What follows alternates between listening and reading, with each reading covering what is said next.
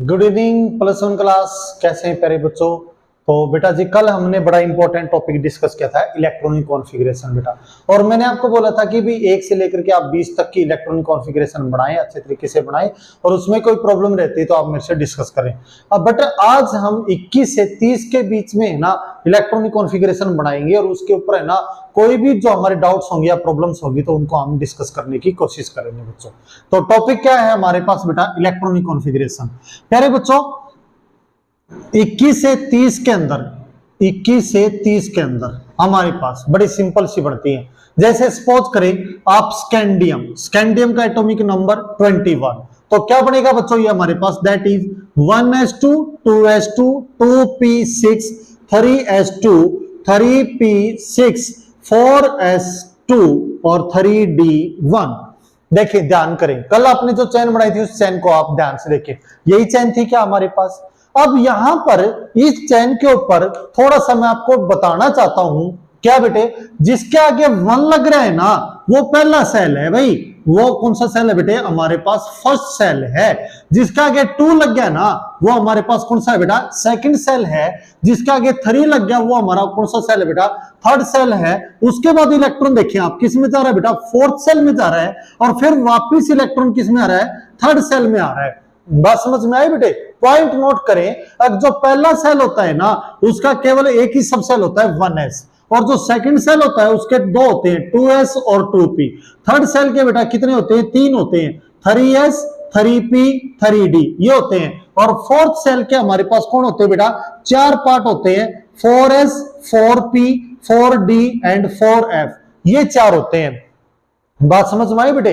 तो पहले सेल का 1, दूसरे सेल के 2, तीसरे सेल के 3 और चौथे सेल के क्या होते हैं, 4 होते हैं। और ये आपस में बट ना देखो आप ध्यान करें, अब पहला सेल के 1 है, दोनों आ चुके हैं, 1 आ चुका है। दूसरे सेल के 2 हैं, दोनों आ चुके हैं बेटा, ठीक है।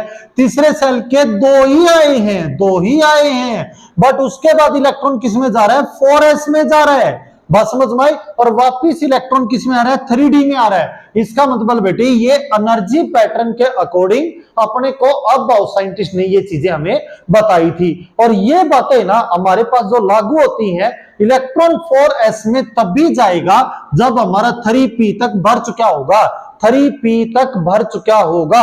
अगर 3p तक भर चुका होगा तो 3p को हम क्या लिख सकते हैं, 3p तक आर्गन एटॉमिक नंबर कितना है, 18 18, क्या बनेगा 1s2 2s2 2p6 3s2 3p6 बेटा।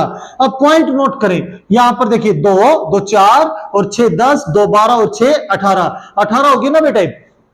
इलेक्ट्रॉन 4s में ध्यान याद रखना बच्चों, इलेक्ट्रॉन 4s में तभी जाएगा जब 3p6 हमारा भर चुका होगा, उससे पहले इलेक्ट्रॉन उसमें कभी नहीं जाएगा। बात समझ में आई।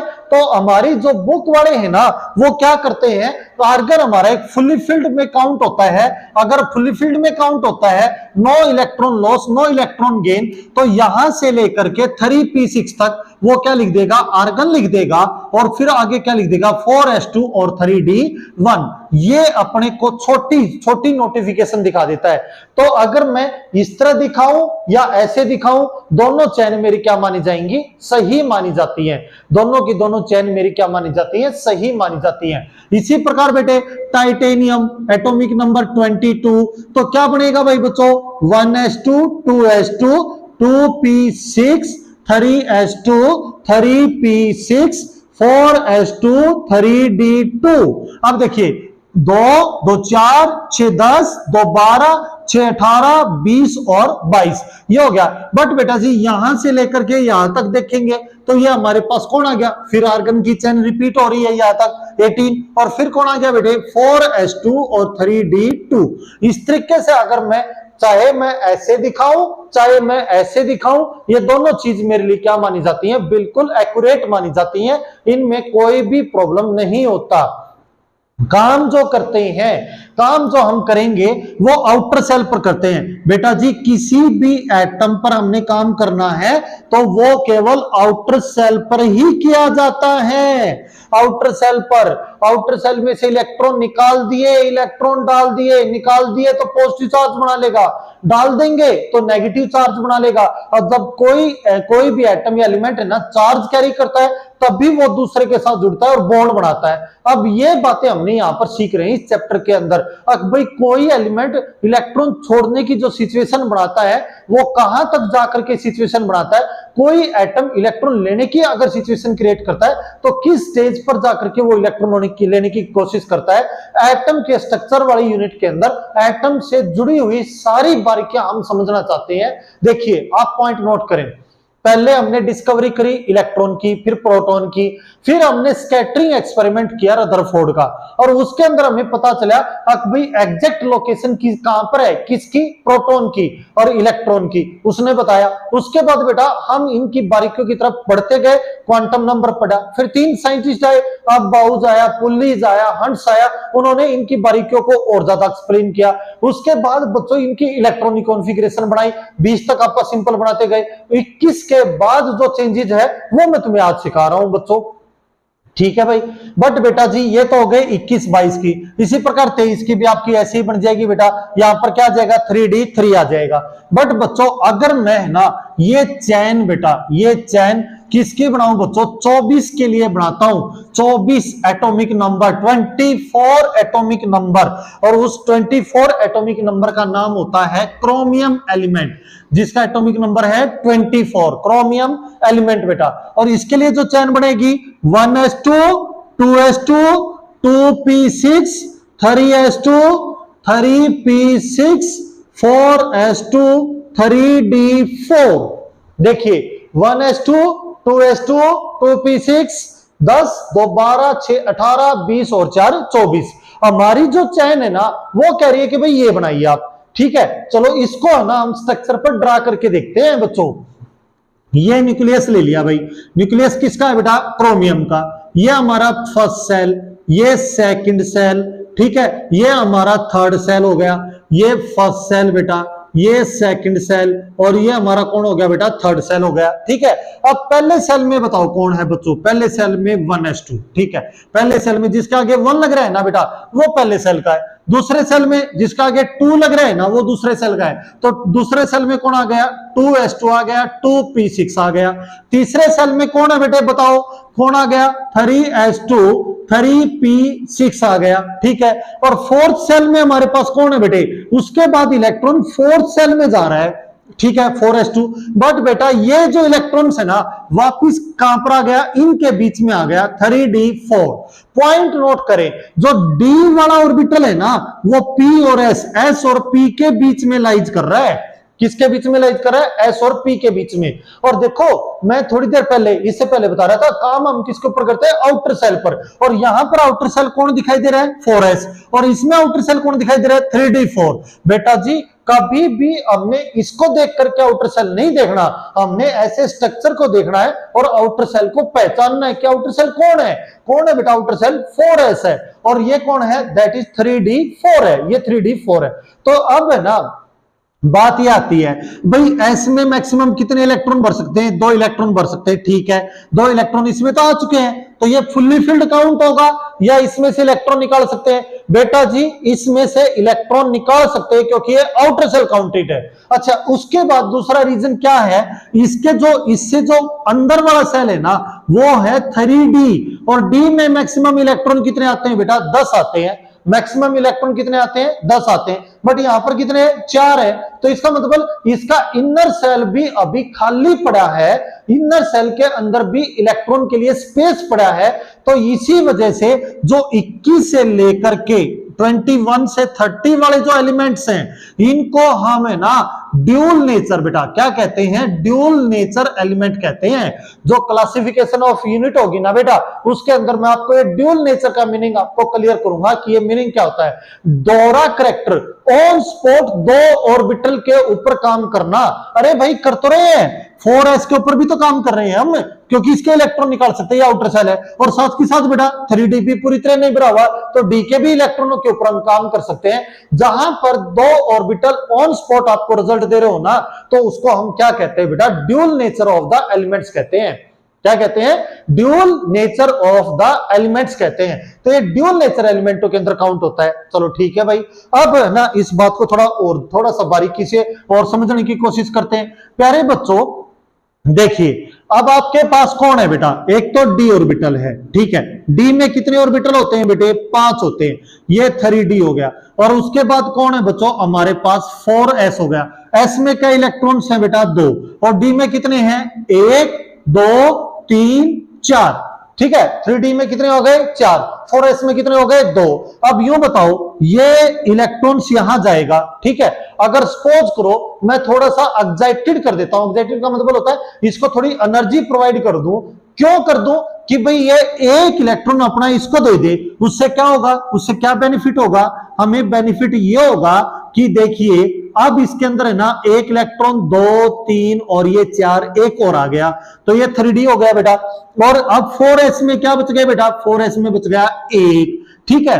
तो फिर बच्चों प्रत्येक ऑर्बिटल में एक एक इलेक्ट्रॉन आ गया ना बेटा, और प्रत्येक ऑर्बिटल में एक एक इलेक्ट्रॉन आना, इसको कहते हैं हम हाफ फील्ड। क्या कहते हैं बेटा? Half field. जो फील्ड होती है ना, जो फील्डिंग होती है इलेक्ट्रॉन्स की, वो 3 प्रकार की होती है बेटा। 3 प्रकार की कौन कौन सी? प्यारे बच्चों मुझे थोड़ा सा स्पेस चाहिए, मैं यहां पर करने की कोशिश कर रहा हूं, आप इसको समझिए। 3 प्रकार की फील्डिंग होती है बेटा। 3 प्रकार की कौन कौन सी होती है? थोड़ा सा इसको साफ कर लेते हैं भाई, ये आपको समझ आ गया होगा, यहां यूज करते हैं भाई बच्चों। देखो 3 प्रकार की हमारे पास 3 टाइप ऑफ फील्डिंग होती है बेटा। 3 प्रकार की कौन सी होती है? मैं p ऑर्बिटल ले लेता हूं, ठीक है। p ऑर्बिटल ले लिया आपने, या कोई भी आप ऑर्बिटल ले, मैं p का एग्जांपल ले रहा हूं, आप कोई भी एग्जांपल लें। जो बातें मैं p में समझा रहा हूं वो बातें आप प्रत्येक ऑर्बिटल के लिए लगाएंगे तो वो सेम रहेंगी, ठीक है। अब p ऑर्बिटल में आपने क्या किया बेटा? ये 3 ऑर्बिटल हैं, एक इलेक्ट्रॉन भर दिया, ठीक है। एक इलेक्ट्रॉन था आपके पास, आपने डाल दिया एक ऑर्बिटल में। तो ये जो सिचुएशन है ना, इस सिचुएशन को कहते हैं हम अनपेयर्ड इलेक्ट्रॉन्स। अनपेयर्ड इलेक्ट्रॉन, एक सिचुएशन ये बनती है। अगर एक ऑर्बिटल में एक ही इलेक्ट्रॉन्स है तो वो अनपेयर्ड है। अगर 2 हो गए तो ये एक पर भी अनपेयर्ड है, 2 के ऊपर भी क्या है? अनपेयर्ड है, ठीक है। अगर मैं एक और डाल दूं तो प्रत्येक ऑर्बिटल में अगर एक एक आ गया तो उसको कहेंगे हम हाफ फील्ड। क्या कहेंगे भाई बच्चों? हाफ फील्ड, ठीक है। हाफ फील्ड में वो आधा भर जाना चाहिए, ठीक है भाई, भर गया, सब में एक एक आ गया। अगर मैं इसमें एक और डाल दूं तो ये तो पेयर कहलाएगा, जो पूरी तरीके से भर गया है ना वो तो कहलाएगा पेयर, ठीक है। और ये रह जाएंगे बेटा अनपेयर। तो अब अनपेयर्ड इलेक्ट्रॉन कितने रह गए? 2 रह गए। अगर मैं एक और डाल दूं तो इसमें अनपेयर्ड इलेक्ट्रॉन कितना रह गया? 1 रह गया। अगर मैं एक और डाल दूं तो ये पूरी तरीके से क्या हो गया? पूरी तरीके से भर गया। तो इसको बोलते हैं अपन फुल्ली फिल्ड। क्या कहते हैं बेटा? Fully filled. तो हमारे पास जो फील्डिंग बनती है ना वो 2 प्रकार की बनती है, हाफ फील्ड और फुल्ली फिल्ड बेटा। हाफ फील्ड में सभी में एक एक इलेक्ट्रॉन्स आ जाएगा, और फुल्ली फिल्ड में बेटा फुल्ली फिल्ड पूरी तरीके से भर जाएगा। अगर ये दोनों कंडीशन नहीं बढ़ती तो बाद में जो कंडीशन बचती वो अनपेड वाली। और जो अनपेड होता है ना वो कभी भी स्टेबल नहीं होता, कभी भी स्टेबल नहीं होता। अगर स्टेबल नहीं होता तो देखो बेटा, अब ये 4 क्या बने हुए हैं? प्रत्येक में एक एक है बट एक खाली पड़ा है। एक खाली पड़ा तो ये अनपेड वाली प्रोबेबिलिटी है, इसका मतलब ये स्टेबल नहीं है। अगर मैं एनर्जी दे करके एक इलेक्ट्रॉन इसको दे दूं तो ये क्या बन गया बेटा? हाफ फील्ड बन गया, ये भी हाफ फील्ड बन गया। और जहां पर भी हाफ फील्ड या फुल्ली फील्ड की सिचुएशन बनेगी वो एलिमेंट मोर एंड मोर क्या आ जाएगा? स्टेबल की तरफ जाएगा, यानी कि उसके अंदर स्टेबिलिटी बननी शुरू हो जाती है, सिमेट्रिसिटी बननी शुरू हो जाती है। बात समझ में आई? इसीलिए मैंने इसको क्या कर दिया बेटा, इसकी जो इलेक्ट्रॉनिक कॉन्फ़िगरेशन है ना पेपर में क्यों पूछी जाती है, इसकी इलेक्ट्रॉनिक कॉन्फ़िगरेशन ऐसे नहीं आती। इसमें हम क्या कहते हैं, पहले ऐसे लिख देते हैं, बाद में कहेंगे कि मैंने एक इलेक्ट्रॉन जो है, एक इलेक्ट्रॉन 1 इलेक्ट्रॉन बेटा 4s का 1 इलेक्ट्रॉन एट एक्साइटेड स्टेट पर। कहां पर बच्चों? Excited state. एक्साइटेड स्टेट का मतलब थोड़ा एक्टिव करके वो है ना कहां पर? प्रोवाइड कर दिया बेटा, प्रोवाइडेड कर दिया provided to 3d orbitals and they become क्या हो गए, दे बिकम, और वो किस सिचुएशन में चले गए, they become field nature, of field nature and show the stability, ठीक है, किसको शो करते हैं बेटा, स्टेबिलिटी को शो करते हैं। इसका मतलब therefore electronic configuration become, electronic configuration क्या बन जाएगी, 1s2 2s2 2p6 3s2 3p6, और क्या बच गया बेटा, यहां पर एक इलेक्ट्रॉन इसको मिल गया तो 4s में एक रह गया और 3d में क्या रह गए, 5 रह गए बच्चों। इस तरीके से हमारे पास नेचर निकल के आती है। तो ये एक स्पेशल केस है, कौन बेटा, क्रोमियम। इसी बिहेवियर में हमारे पास एक नेचर और आता है, एक केस और आता है, और उस केस को हम बोलते हैं बेटा कॉपर का केस, ठीक है। कॉपर बेटा, कॉपर का बताइए क्या होगा, कॉपर का एटॉमिक नंबर 29 है, ठीक है भाई। अब इसके लिए इलेक्ट्रॉनिक कॉन्फ़िगरेशन लिखेंगे तो क्या बनेगा, 1s2 2s2 2p6 3s2 3p6, और क्या आएगा 4s2 और 3d9, ये हो जाएगा। अब सिचुएशन देखिए, यहां से यहां तक तो फुली फिल्ड है, कोई दिक्कत नहीं है, बट इसमें भी ये भी फुली फिल्ड है, और इसमें किसकी कमी है बेटा, 3d9। अब d ऑर्बिटल में है ना, आप देखिए ध्यान से, 1 2 3 4 कितने ऑर्बिटल बनते हैं बेटे, 5, 1 2 3 4 5 बन गए। अब इलेक्ट्रॉन 1 2 3 4 5 6 7 8 और ये 9, ठीक है बेटा, 9 हो गए। और 4s में कितने हैं भाई बच्चों, 4s में है 2। अच्छा ये बताओ, ये 4 तो पेयर है और एक क्या पड़ा है बेटा, अनपेयर। अनपेयर सिचुएशन है, स्टेबल नहीं है। अगर मैं इसको एक इलेक्ट्रॉन यहां से दे दूं तो अब इसके अंदर सिचुएशन बताएं बेटे क्या बन जाएगी, 1 2 3 4, 1 2 3 4 5 6 7 8 9 और 10, ये 3d हो गया। और 4s में बेटा यहां पर बच गया हमारे पास एक इलेक्ट्रॉन, तो ये बन गया फुल्ली फिल्ड और ये बन गया हाफ फिल्ड। तो इस सिचुएशन में फील्ड और फुली फिल्ड इलेक्ट्रॉनिक कॉन्फ़िगरेशन होने की वजह से ये क्या हो गया बेटा, मोर एंड मोर स्टेबल। इसका मतलब ये चैन ऐसे ना बन करके, ये चैन कैसे बन जाएगी, यहां से यहां तक आर्गन लिख सकते हैं बेटा, और यहां पर क्या आ जाएगा 4s1 और 3d क्या आ जाएगा 10, 4s1 और 3d 10 बेटा। तो ये दो स्पेशल केस होते हैं, एक क्रोमियम का और एक कॉपर का, जिनके अंदर स्टेबिलिटी लेने के लिए उनको थोड़ा सा एक्साइटेड स्टेट पर रखना पड़ता है, उनके अंदर थोड़ी सी हल्की सी मोमेंटम बना करके रखनी पड़ती है। बट बच्चों स्पेशल बात ये थी, 21 से 30 वाले एलिमेंटों में 2 ऑर्बिटल ऑन स्पॉट काम कर रहे होते हैं, जिसकी वजह से वो ड्यूल नेचर में डबल कैरेक्टर के अंदर हमें देखने को मिलते हैं। ठीक है भाई, तो आप स्क्रीनशॉट लें।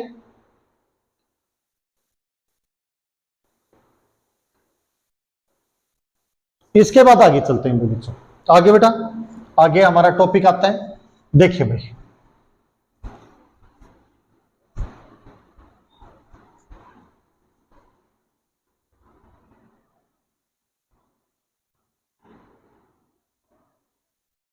हाँ जी, आगे हमारा टॉपिक है शेप ऑफ एसपीडी ऑर्बिटल्स। हमारे जो सिलेबस में शेप है ना बेटा, वो 3 ही ऑर्बिटल की है, एफ ऑर्बिटल की शेप नहीं है भाई बच्चों। एफ ऑर्बिटल की जो शेप है वो हमारे सिलेबस में नहीं है, तो 3 ही प्रकार की शेप है, एस पी और डी की। पहले बच्चों देखो भाई, एस ऑर्बिटल की ज्योमेट्री, एस ऑर्बिटल की अगर आप देखेंगे क्वांटम नंबर में, हर बार जहां पर एल की वैल्यू 0 आ रही थी वहां पर इसका मैग्नेट 1 बन रहा था। तो इसका मतलब बेटा ये 0 फॉर्म में, स्फेरिकल फॉर्म में अपने को देखने को मिलता है। कहां पर बच्चों, तीनों एक्सिस में। सपोज करो मैं 2 एक्सिस ले लेता हूं बेटा एक बार, ठीक है, 2 एक्सिस, ये एक्स एक्सिस ले लिया और ये वाई एक्सिस ले लिया, और मैं मान लो 1s की शेप बनाना चाहता हूं, 1s की। तो आप क्या करेंगे, इस ऑर्बिटल में जहां जहां पर भी 1 पॉइंट आपका, 1 जो पॉइंट है यहां पर देखिए, एक एक्सिस पर 2 जगह 1 पॉइंट पाएगा, एक प्लस का 1 एक माइनस का 1, एक प्लस का 1 और एक माइनस का 1, और आप इनको आपस में क्या कर देंगे, इंक्लूड कर देंगे, बाइंड कर देंगे आपस में। ये जो शेप बनेगी ना, ये किसकी है, 1s की है। ठीक है भाई। अगर आप 2s की शेप बनाएंगे 2s की, तो जहां जहां पर भी 2 है, जहां जहां पर भी कौन है 2 है, वहां वहां पर आप इसको लिंक कर देंगे -2, और ये जो ज्योमेट्री बनेगी बेटा ये किसकी बन जाएगी, दैट इज 2s की बन जाएगी। ये किसकी बन गई बेटा 1s की। तो इनके बीच में ये गैप आ रहा है, ये देखिए बेटे गैप आ रहा है ना, 1s की शेप में और 2s की शेप में गैप आ रहा है। इस गैप को हम बोलते हैं नोडल स्पेस। क्या बोलते हैं भाई बच्चों, nodal space. Nodal space, nodal space क्या होता है, where the probability of finding electron is 0, जहां पर इलेक्ट्रॉन के पाने की संभावना 0 होती है। बेटा जी इलेक्ट्रॉन कहां पाया जाएगा, अरे भाई 1s का इलेक्ट्रॉन है तो इसी के ऊपर ही तो पाया जाएगा, और 2s का इलेक्ट्रॉन है तो इसी के ऊपर तो पाया जाएगा। इस खाली जगह में वो एग्जिस्ट नहीं करेगा, वो इलेक्ट्रॉन इस खाली जगह में लाइज नहीं करेगा। तो ये जो शेप होती है बेटा, ये शेप होती है प्यारे बच्चों हमारे पास किसकी बेटा, s ऑर्बिटल की शेप होती है। इसी प्रकार अब आगे चलते हैं भाई, आगे देखें भाई, आगे है हमारे पास बेटा p ऑर्बिटल की शेप, ठीक है, किसकी भाई बच्चों, p ऑर्बिटल्स बेटा। p ऑर्बिटल के लिए करते हैं p ऑर्बिटल्स, p ऑर्बिटल बेटा, p की जो ज्योमेट्री बनती है वो -1, 0 और +1, यानी कि 3 प्रकार के मैग्नेटिक फॉर्म में रिप्रेजेंट करता है। इसीलिए इन ज्योमेट्रियों को 3 बॉक्स में हम दिखाते हैं, p को ऐसे बेटा ऐसे, और इसको हम एक बॉक्स को px से, एक बॉक्स को py से और एक बॉक्स को pz से दिखाते हैं, ठीक है भाई बच्चों। तो ये 3 प्रकार की ज्योमेट्री हमारे लिए बनाएगा, बट लोकेशन कहां कहां पाएगी, ये देखिए, ये x एक्सिस हो गया, ये y एक्सिस हो गया। अगर मैं px की ज्योमेट्री बनाऊंगा तो +1 से -1, यानी कि यहां पर आएगी इसकी, ठीक है। y की बनाऊंगा तो ये +1 से और ये -1, और इसकी जो ज्योमेट्री बनेगी वो यहां पर बनेगी। बात समझ में आई बेटे, इस तरीके से तो px की ज्योमेट्री, ये जो ज्योमेट्री है ये px की, ये ज्योमेट्री है तो py की। बात समझ में आई बेटे, इस तरीके से इनकी ज्योमेट्री हमारे सामने बढ़ती है। और z की बनाएंगे तो z, ये इस तरीके से z बेटा। बट प्यारे बच्चों आपने ये ज्योमेट्रियां अलग अलग बनानी है बेटा, एक ही ज्योमेट्री में नहीं बनानी, अलग अलग बनानी होती है। px की अलग दिखाएं, py की अलग दिखाएं और pz की अलग दिखाएं। और लिमिट पॉइंट क्या रहेगा, -1 से +1 बेटा। अब ये देखो भाई ऐसी क्यों बनी, इस ज्योमेट्री को कहते हैं अपन डंबल शेप। देखो अगर मैं x की ज्योमेट्री के बारे में डिस्कस करूं तो ये आ गया, ये +1 आ गया पॉइंट, और ये अपना -1 आ गया, और बीच में क्या आ गया बेटा, 0 आ गया, ठीक है। अगर मैं इसकी ज्योमेट्री को आपसे डिस्कस करूं, आप देखें एक साइड कौन है, नेगेटिव इफेक्ट ज्यादा है, एक साइड कौन है, पॉजिटिव इफेक्ट ज्यादा है। तो इधर मैक्सिमम पॉजिटिव इफेक्ट, इधर मैक्सिमम नेगेटिव इफेक्ट, और बीच में क्या हो रही है, न्यूट्रलाइजेशन हो रही है, इसलिए बीच से ज्योमेट्री सिकुड़ गई है बेटा। बात समझ में आई, सेंटर पॉइंट पर वो ज्योमेट्री सिकुड़ गई है, और कैसी शेप में चलेगी बेटा, डंबल शेप में चली गई। तो ऐसी जो ज्योमेट्री बनती है वो किसकी बनती है, p ऑर्बिटल्स की बनती है। बात समझ में आई। बट बेटा मैंने एक में बना दी, आप अलग अलग बनाएंगे, तीनों को x y z की ज्योमेट्री को अलग अलग आप रिप्रेजेंट करेंगे, ठीक है। इसी प्रकार बच्चों किसकी बनाएंगे बेटा, आप देखिए भाई z और सॉरी आप बनाएंगे d ऑर्बिटल्स की बेटा, d ऑर्बिटल्स की ज्योमेट्री, d ऑर्बिटल्स बेटा, d ऑर्बिटल्स, d ऑर्बिटल। अब d ऑर्बिटल की जो ज्योमेट्री बनती है वो देखिए, d की कहां बनती है, -2, -1, 0, +1 और +2। टोटल बेटे 5 प्रकार की इसकी ज्योमेट्री क्रिएट होती है, जिनको हम किससे दिखाते हैं, d of xy, d of yz, d of zx, ठीक है, और d of x square minus में y स्क्वायर, और d of क्या होती है, z स्क्वायर। ये 3 ज्योमेट्री तो x और y के बीच में बिलोंग करेंगी, 2 एक्सिस के बीच में, और ये 2 ज्योमेट्री स्पेशल केस के लिए बनती है। पहले हम ये बनाएंगे, हमने मान लो ये ले लिया भाई बच्चों, देखो ये x एक्सिस आ गया और ये y आ गया, ठीक है।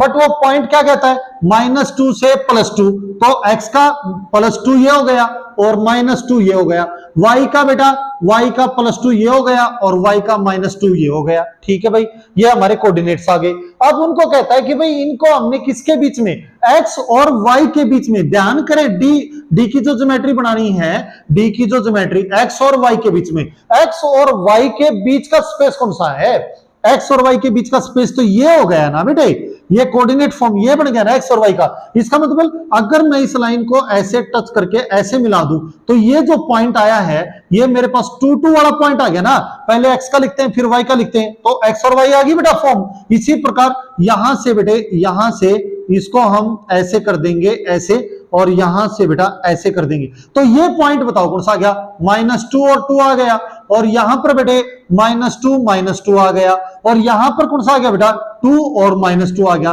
पॉइंट नोट करें, ये एक आपके पास स्क्वायर आ गई बेटा, और इसके बीच में जो लिमिट पॉइंट आ रहे हैं ना -2 से +2 के आ रहे हैं। अब पॉइंट नोट करें, जैसे ये पर पॉइंट है कौन सा है, -2 2 है, इसका बिल्कुल अपोजिट यहां पर पाएगा, यहां पर पहले -2 है तो यहां पर पहले प्लस का पाएगा, यहां पर प्लस का है दूसरा पॉइंट तो यहां पर माइनस का पाएगा, यहां पर दोनों प्लस प्लस के हैं तो इसके अपोजिट में दोनों किसके पाएंगे, माइनस के पाएंगे। इसका मतलब जो सेंटर के ऊपर जो इफेक्ट जाएगा ना वो क्या करेगा, न्यूट्रलाइज करेगा उस चीज को। अगर यहां पर मैक्सिमम सरफेस कवर हो रहा है तो यहां पर सेंटर पर वो सिकुड़ जाएगा, यहां पर मैक्सिमम सरफेस कवर हो रहा है तो सिकुड़ जाएगी। इसी प्रकार बेटे यहां पर मैक्सिमम तो यहां पर सेंटर पर वो ज्योमेट्री क्या हो जाएगी, सिकुड़ जाएगी, यानी कि एक दूसरे का जो इफेक्ट है वो सेंटर पर जाकर के क्या हो रहा है, एक दूसरे को क्रॉस कर रहा है। बात समझ में आई, क्यों, क्योंकि अपोजिट में पॉइंट लाइज कर रहे हैं एक दूसरे के। क्लियर हो गया भाई बच्चों, तो ये जो ज्योमेट्री बनती है ना ये किसकी बनती है, डी एक्स वाई की।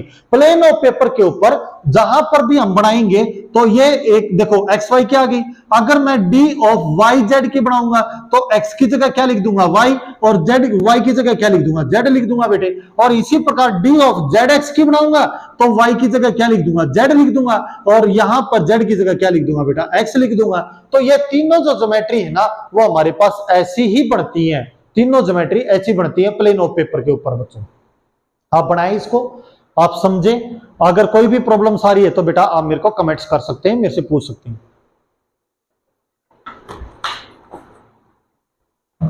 अब करते हैं बच्चों हमारे पास बच्चों, देखो भाई अब हम आगे कर रहे हैं, जो ज्योमेट्री है हमारे पास किसकी, x square minus y square की, इसकी ज्योमेट्री करते हैं। तो ये हमारे पास कौन आ गया बेटा, ये एक्स एक्सिस आ गया, ये वाई एक्सिस आ गया, यहां पर +2 हो गया और यहां पर कौन हो गया -2, यहां पर हो गया +2 और यहां पर हो गया बेटा -2।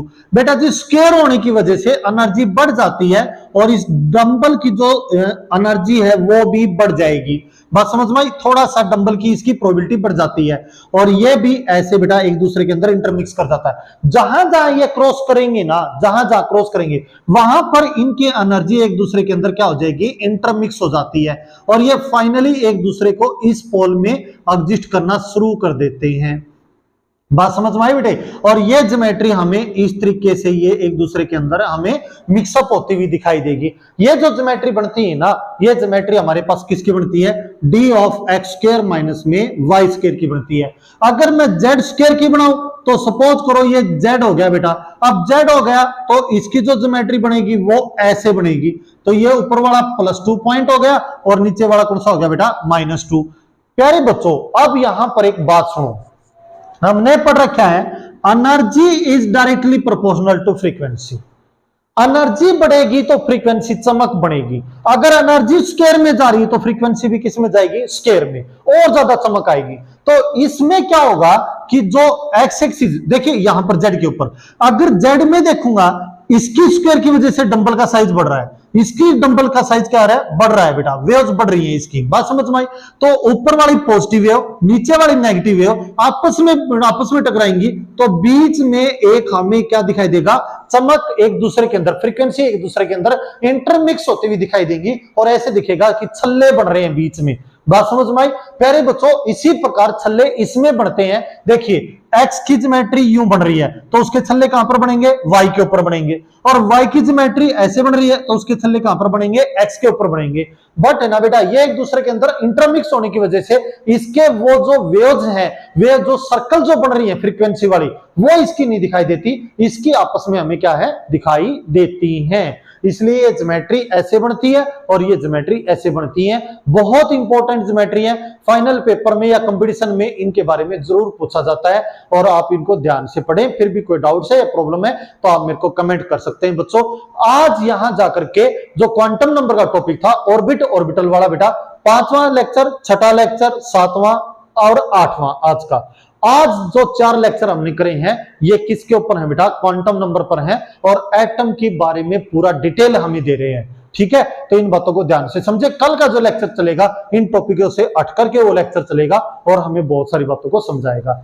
ठीक है, आज आपसे मिलकर के बड़ा अच्छा लगा बेटा। फिर भी कोई प्रॉब्लम्स है तो आप मेरे को कमेंट कर सकते हैं, डिस्क्रिप्शन में मेरा मोबाइल नंबर है, वहां से मेरे को कॉल कर सकते हैं। कोई भी टॉपिक जो आपको डाउट्स रहेगा तो मैं आपको समझाऊंगा बेटे। ठीक है, आप इसका स्क्रीनशॉट ले सकते हैं। ओके प्यारे बच्चों, आपसे मिलकर के अच्छा लगा बेटे। मिलते हैं अगले लेक्चर में। और बेटा जी पढ़ाई किया करो भाई, मेहनत किया करो, यही वो उम्र है।